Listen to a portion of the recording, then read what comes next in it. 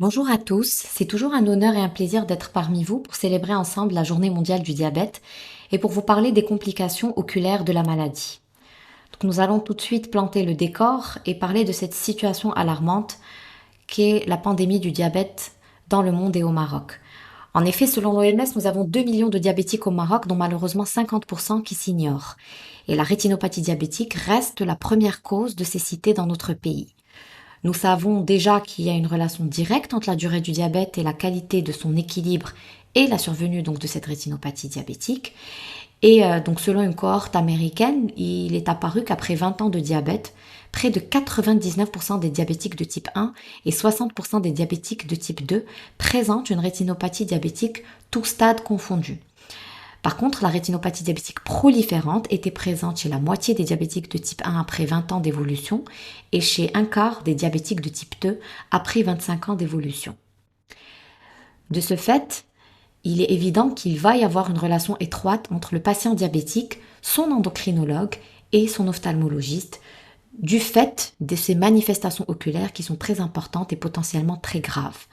En effet, tous les segments oculaires peuvent être concernés, mais le pronostic fonctionnel reste principalement lié à la survenue de cette rétinopathie diabétique, plus ou moins associée à la survenue d'un œdème maculaire diabétique, tous deux qui vont énormément altérer la qualité de vie de nos patients.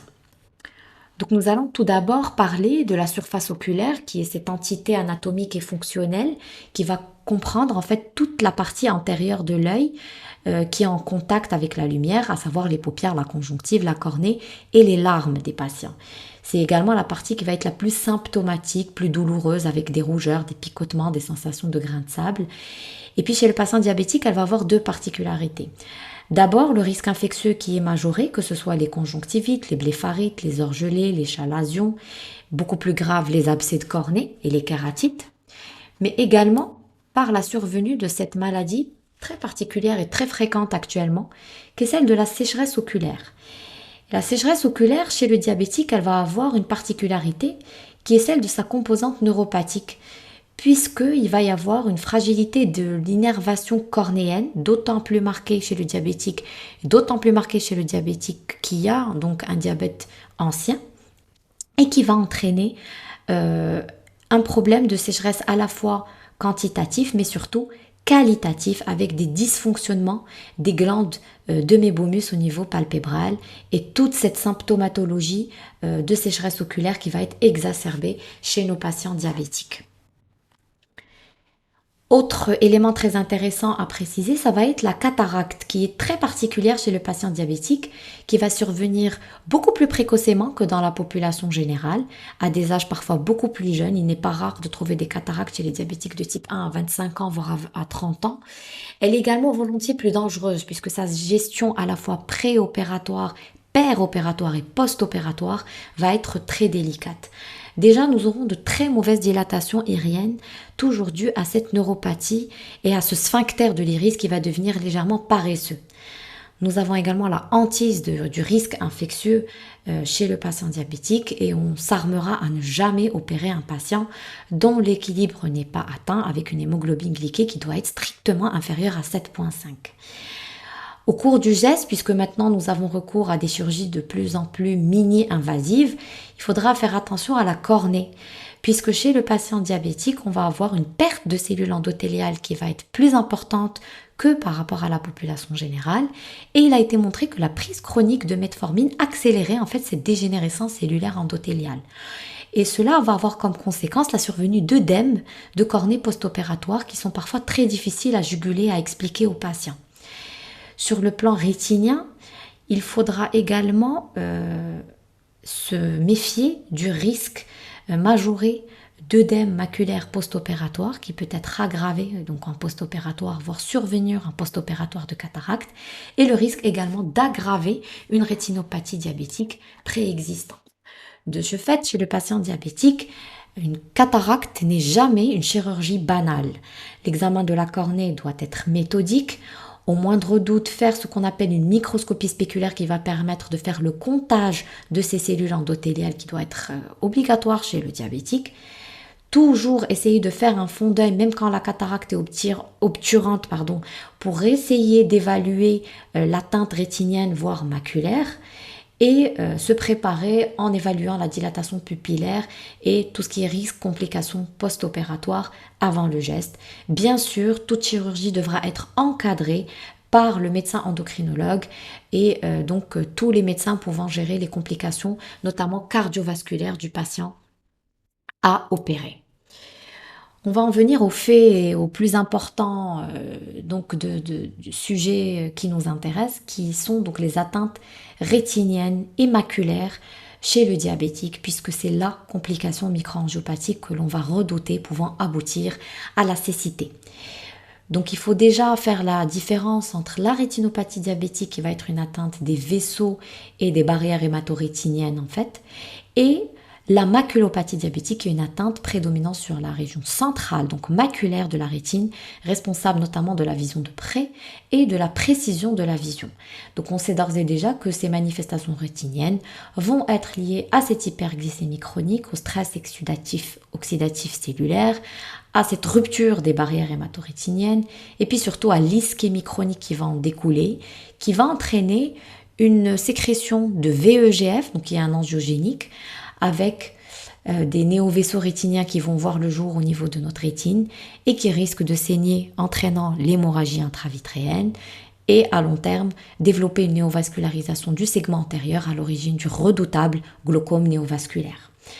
Dans des cas beaucoup plus graves, on peut aboutir à des proliférations fibrogliales qui vont donner des décollements de rétine tractionnels qui vont être de très mauvais pronostics chirurgical. Donc l'examen du fond d'œil doit être annuel. Au moins chez le diabétique, parfois il est biannuel et il va être renforcé dans des situations particulières, notamment en cas de grossesse, s'il y a un rééquilibre trop rapide de la glycémie, lorsque l'on va découvrir une défaillance rénale, etc. Il va être fait après une bonne dilatation pupillaire et on verra qu'on va le coupler plus ou moins avec des explorations complémentaires. Donc, après avoir fait un fond d'œil classique à la lampe à fente, on peut s'aider donc des moyens technologiques à notre disposition, notamment l'imagerie du fond d'œil, donc sur les clichés de gauche, c'est l'imagerie conventionnelle du fond d'œil, ou l'imagerie de droite qui est l'imagerie ultra grand champ, qui va permettre d'avoir une meilleure visualisation notamment de la périphérie rétinienne. On pourra également coupler ces rétinophotos à l'angiographie à la fluorescéine, qui est un examen clé, puisqu'elle va permettre de stadifier donc cette rétinopathie diabétique, d'évaluer les zones d'ischémie en périphérie, là où en fait la vascularisation est devenue très très défaillante au niveau rétinien, et de mettre en évidence toutes ces petites fuites de fluorescéine qui correspondent à la rupture des barrières, avec également le risque de survenue de ces néovaisseaux redoutables au niveau rétinien.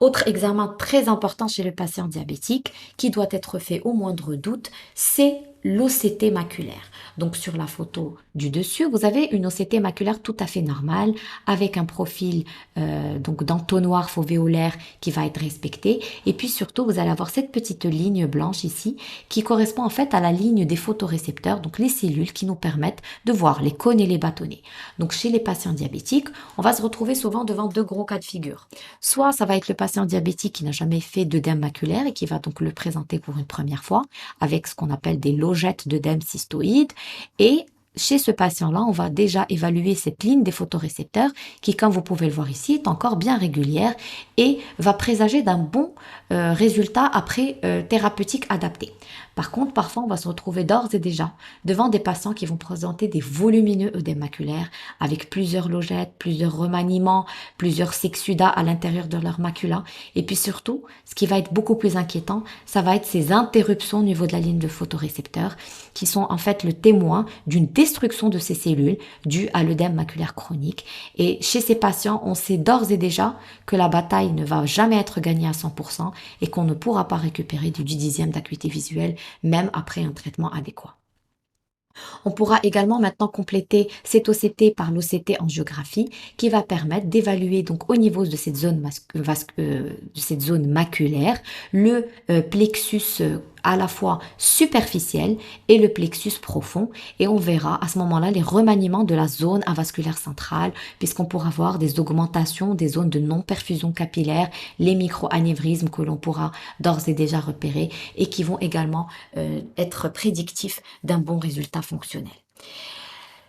L'œdème maculaire doit être diagnostiqué le plus précocement possible et traité par des injections d'anti-VEGF pour espérer améliorer l'acuité visuelle de ces patients.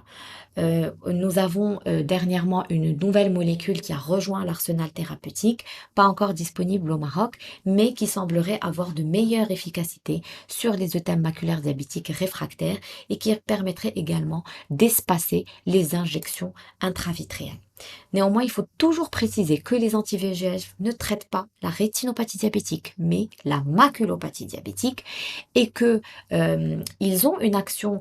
sur la néovascularisation rétinienne, mais aucune action sur la cause de cette néovascularisation, à savoir l'ischémie rétinienne. Et donc le gold standard reste encore et toujours la panphotocoagulation rétinière au laser pour les rétinopathies diabétiques proliférantes et préproliférantes sévères. Et nous avons la chance d'avoir des lasers maintenant au Maroc très développés, puisqu'on a maintenant les nouvelles technologies de laser multispot qui permettent des durées beaucoup plus courtes avec des inflammations post-opératoires nettement moins importantes, des temps d'exposition rétinienne et des dommages cellulaires vraiment minimes et très peu d'effets sur les champs visuels des patients en post-laser. Donc cet examen clinique du fond d'œil devra être au moins annuel, complété au besoin par des explorations, notamment l'angiographie à la fluorescéine et l'OCT maculaire. S'il y a une rétinopathie diabétique préproliférante ou proliférante, démarrer d'emblée une PPR douce qui va être espacée de 4 à 6 semaines, donc chaque séance. Et cela doit être fait indépendamment de l'hémoglobine glyquée qui doit être régulée par l'endocrinologue, mais qui ne doit pas retarder la mise en œuvre de ce traitement. Pareil pour l'œdème maculaire diabétique, il faut démarrer au plus tôt les IVT puisque c'est ce qui permettra de garantir un meilleur résultat et une moindre destruction cellulaire par cet œdème maculaire. Donc pour conclure, il existe une relation étroite du patient diabétique, de son endocrinologue et de l'ophtalmologiste à juste titre puisque le diabète va toucher tous les différents segments de l'œil. La rétine est notre préoccupation majeure encore et toujours et on s'armera à surveiller systématiquement les fonds d'œil des patients diabétiques que l'on reçoit en consultation pour permettre une prise en charge précoce des atteintes du diabète. Et nous avons la chance de pouvoir de plus en plus adapter ce rythme de suivi au patient, à son diabète, à son équilibre, à tous ces facteurs de risque cardiovasculaires associés, afin d'avoir un traitement le plus personnalisé possible et la meilleure prise en charge possible. Je vous remercie pour votre attention.